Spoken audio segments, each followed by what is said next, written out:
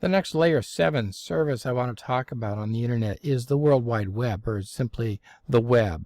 Now, the internet was born around 1969, and it wasn't until 1989 that the web came about. Tim Berners-Lee, this guy here, created it, invented it, and he used a browser he simply called the World Wide Web. Now, this was 1990.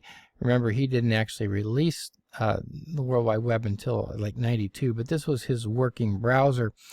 The first real browser with graphical user interface was called Urwise, 1992. What really exploded the web was when NCSA Mosaic, which was the predecessor of Firefox, came out in 1993, and that's when it really took off.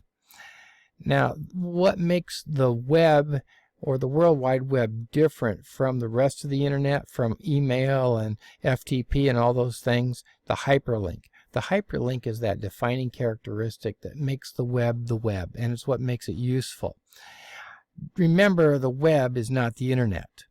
I really dislike when I hear students call it the web when they mean the internet, and so I think of it this way.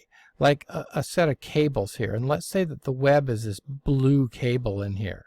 It's one channel on the internet.